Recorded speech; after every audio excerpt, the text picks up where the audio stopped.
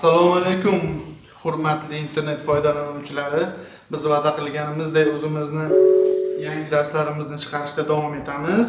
Va'da qilganimizdek bugungi o'rganadigan mavzularimiz numbers and dates, ya'ni sonlar va sanalar haqida gaplashamiz. Siz bu dars orqali sonlarni qanday o'qish, tartib raqamlarni qanday to'g'ri ishlatish, sanalarni aytish va yillarni qanday ifodalashni o'rganasiz. Demak, boshladik. Birinchi qismda biz eng avvalo ingliz tilidagi oddiy sonlarni yozishdan boshlaymiz. Demak, boshladik.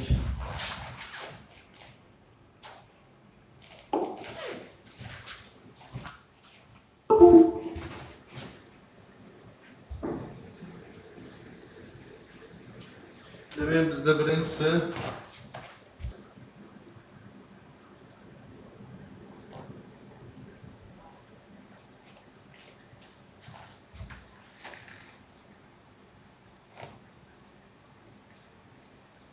cardinal numbers, ya'ni biz ishlatadigan sonlar. Demak, biz birinchi bu bilib olishimiz kerak.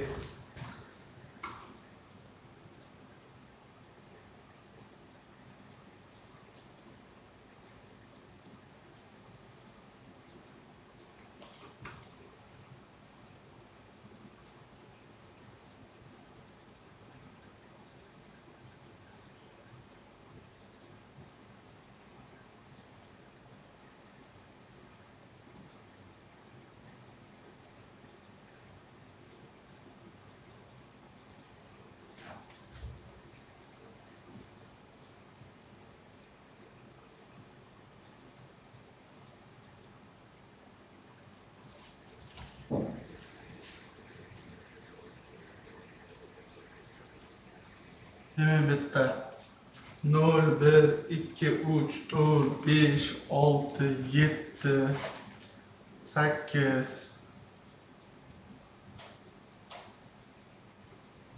9,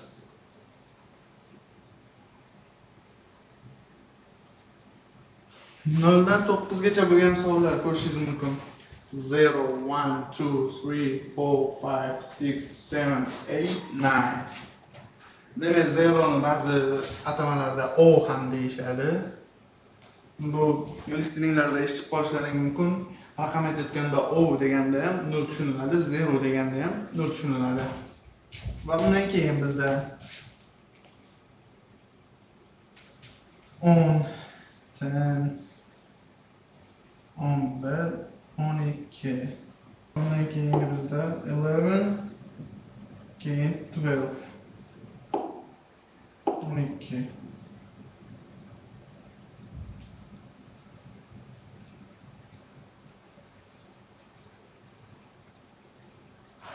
Hammaga ko'rinyaptimi? Va bundan keyin endi yozib ketaveradi. 13.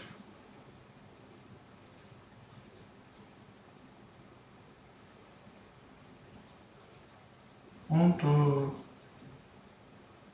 Hammasiga mana shu qo'shimcha qo'shilib yozilib ketaveradi va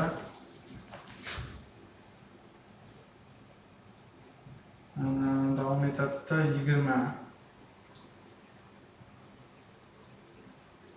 20. 30.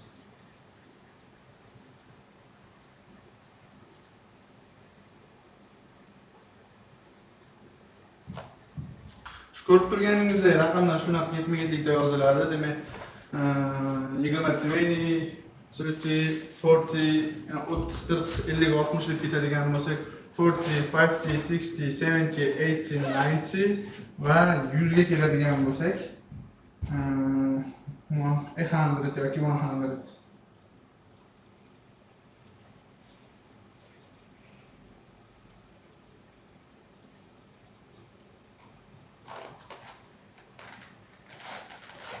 Mana bu qo'shimchalarga e'tibor bersanglar, yaxshi tushunib olasizlar.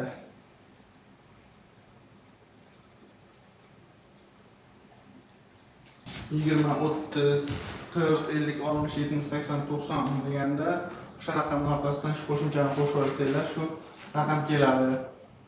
Va hamma tushunib olgan bo'lsa, men o'chiramanda davom etamiz.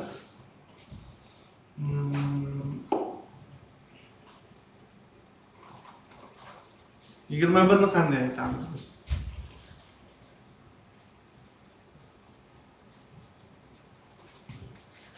Qolgani o'sha boyagi 1 dan 9 gacha o'rgangan raqamlaring bo'yicha ketaveradi. 21,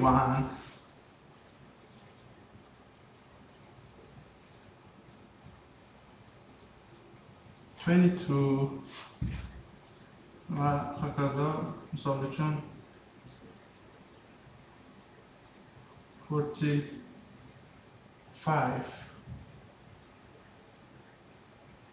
Qirq besh. Tushunyapsizlarmi? O'sha 1 dan 9 gacha o'rgangan raqamlarimiz xuddi o'zbek tilidagidek nodan qo'shib ketaverasizlar. Bu albatta raqamlar hammaga tushunarli bo'ldi degan umiddaman. Agar kimdir tushunmagan bo'lsa, izohlarda savollaringizni qoldirsanglar, yanada ham chiroyli tushuntirishga harakat qilamiz. Misol keltiramiz bunga, mayli bitta misol keltirib qo'yaylik.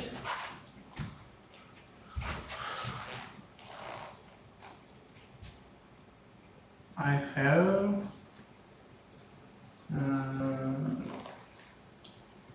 two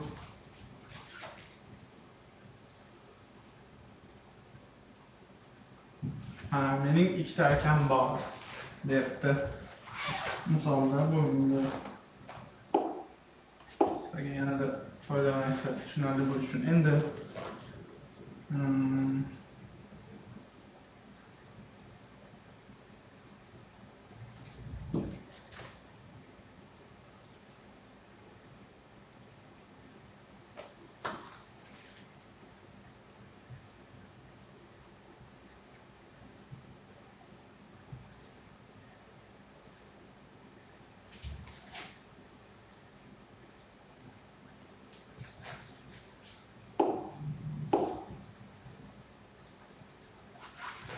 there are 15 students in my class. Mening sinfimda 15 ta talaba bor degan mazmunda misol keltirdik. Yana biz endi do'stkan o'quvchilarimizda darsimizning keyingi qismiga o'tamiz. Albatta darsimizning keyingi qismi bu. Hozir biz kardinal numbersni o'rgandik. Endi biz ordinal numbersni o'rganamiz. Ordinal numbers deganda biz nimalardan foydalanamiz? Hammamiz maktabda ko'rganmiz. Maktab paytimizda biz yozganmiz.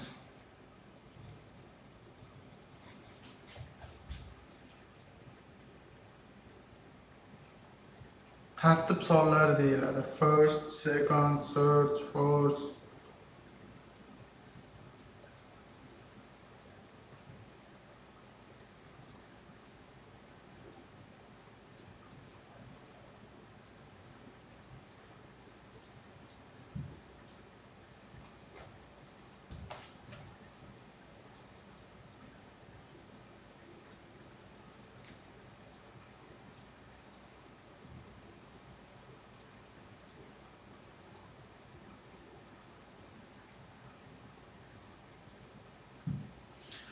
Birinchi, ikkinchi, uchinchi, to'rtinchi degan mazmundagi tartib sonlarimiz. Bu hammamiz maktabda ko'rganmiz. Va bu yerda sizlarga o'rgatib ketishim kerak bo'lgan yana bitta narsa bor. Bu har doim biz buni ko'pincha sanab qo'yganda ishlatamiz. Misol uchun bu ham xuddi shu yozilishi shunaqa yoziladi. Qolganlariga ham xuddi shunaqa qo'shimchalar qo'shiladi. Masalan,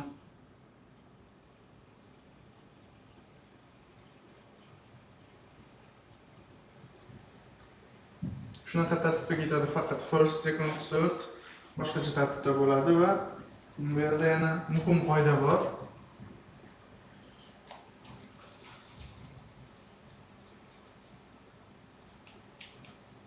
o'n bir, 12-chi va 13-chisi ham mana shunaqa yoziladi va shunaqa o'qiladi. Misol uchun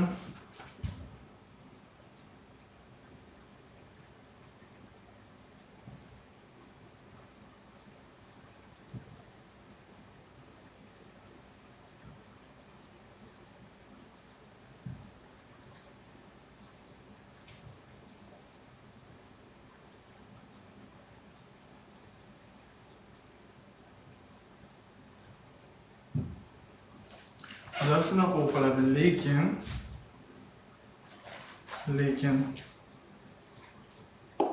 mana bular esa boshqacharoq bo'ladi. Yana qaytadan 21-chi, 22-chi, 23-chi deganda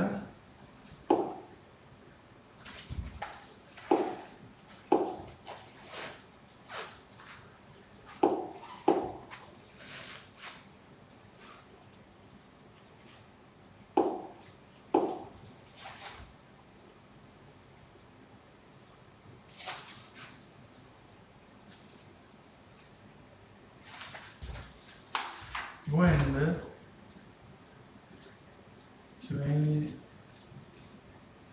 21st, 22nd,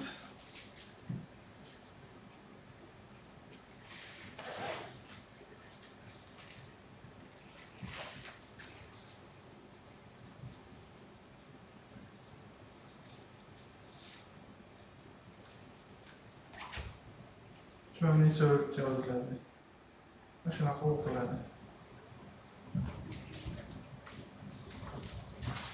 Faqatgina 11, 12, 13 da shunaqa bo'ladi. 21, 22, 23 da esa bunaqa o'qiladi. Buni tushunib oling. Doskani yozib olsanglar, keyin men doskani o'chiraman.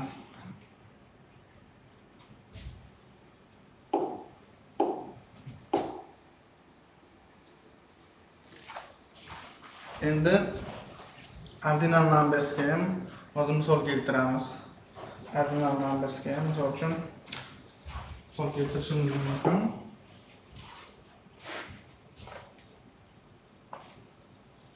He finished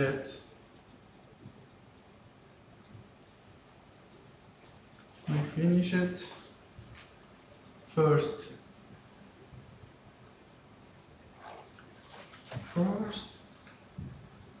in the race. O musobaqada birinchi bo'ldi.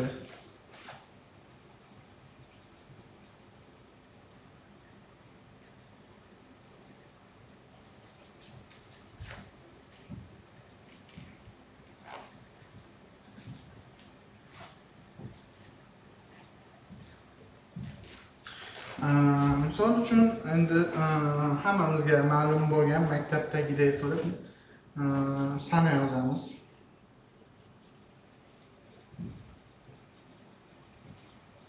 Today is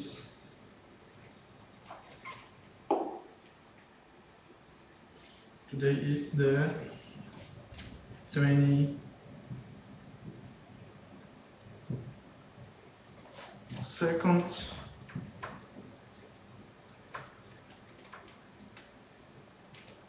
of June.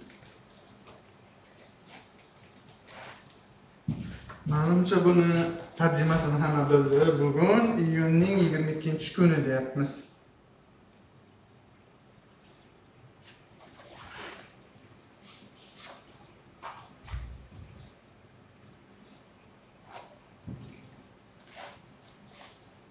Mana misollar tushunarli bo'ldi degan umiddaman.